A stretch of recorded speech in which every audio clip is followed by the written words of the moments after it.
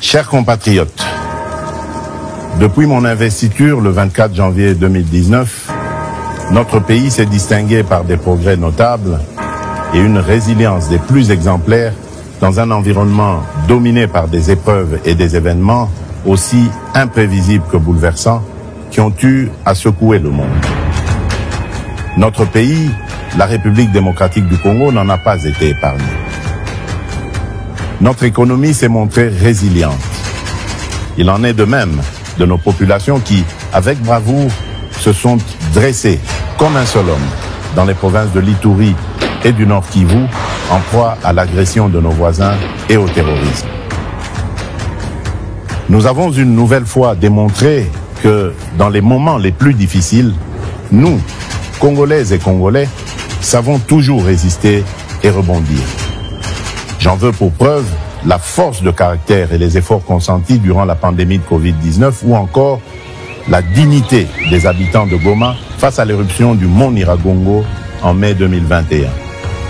Chers compatriotes, pendant les 5 années durant lesquelles vous m'aviez confié la direction de notre cher et beau pays, j'ai initié plusieurs réformes, toutes axées sur le renforcement de l'autorité de l'État en vue de garantir un cadre propice pour l'avènement du progrès et l'accroissement du bien-être de nos populations. À cet effet, et convaincu que lorsque nous sommes unis, nous sommes plus forts et que notre force réside dans notre solidarité, j'ai initié en 2019 le programme de gratuité de l'enseignement de base qui a permis à ce que plus de 5 millions d'enfants renouent avec le chemin de l'école. À ce programme s'est ajoutée la mise en œuvre cette année du programme de la couverture santé universelle à travers le lancement du projet de gratuité des soins aux femmes enceintes, des accouchements et des soins de santé aux nouveau-nés. Qu'est-ce qui a donc pu motiver ces initiatives? Pas une simple posture politicienne, mais plutôt la réelle volonté de voir émerger un Congo fort et prospère et à la souveraineté affirmée. Un Congo dans lequel l'autorité de l'État est consolidée, la solidarité renforcée et nos villes connectées pour le meilleur.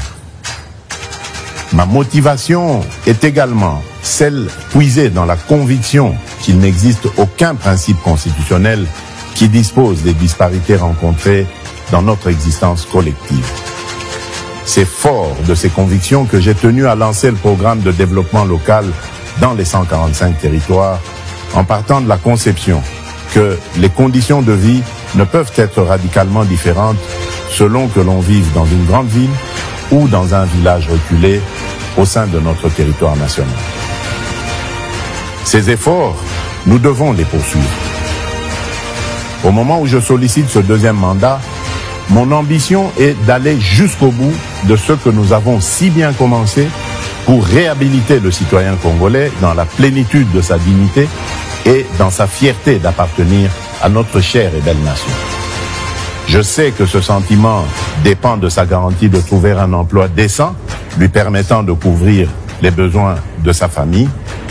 Il dépend aussi de la garantie d'avoir accès aux services publics de base et de jouir de la protection de l'État. C'est pourquoi j'ai décidé d'aligner le deuxième mandat par la confiance que vous me renouvellerez sur 6 engagements majeurs, à savoir, premièrement, l'engagement de créer plus d'emplois au moyen d'une approche volontariste avec des solutions tirées de notre vécu quotidien en accélérant la promotion de l'entrepreneuriat. Deuxièmement, l'engagement de protéger le pouvoir d'achat de tous les citoyens congolais contre les aléas des prix à l'importation et les variations du taux de change afin de leur assurer une qualité de vie stable et digne en maîtrisant davantage le cadre macroéconomique. Troisièmement, l'engagement d'assurer avec plus d'efficacité la sécurité pour tous au moyen d'une restructuration profonde de l'appareil de sécurité et de défense ainsi que la sauvegarde de nos intérêts par le renforcement de l'Académie diplomatique congolaise. Quatrièmement, l'engagement d'intensifier la diversification de notre économie et d'accroître sa compétitivité en procédant par l'intégration de l'espace national en un marché unifié pour mieux la préparer à la transformation des produits agricoles et minier brut. Cinquièmement, l'engagement de garantir plus d'accès aux services de base en assurant la réception des soins de santé de qualité et un accès universel à l'enseignement primaire et secondaire, à l'eau et à l'électricité, ainsi qu'à la protection sociale. Et enfin, l'engagement de renforcer l'efficacité des services publics à travers la construction et l'amélioration des infrastructures routières, aéroportuaires et touristiques, tout en réduisant la fracture numérique sur tout le territoire national.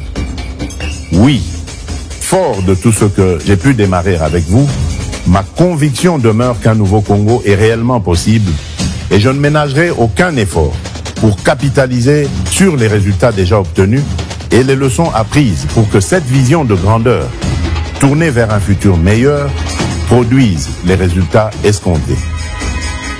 Puisque nous avons déjà pris le train du progrès, ne prenons pas le risque le 20 décembre d'aller vers l'inconnu.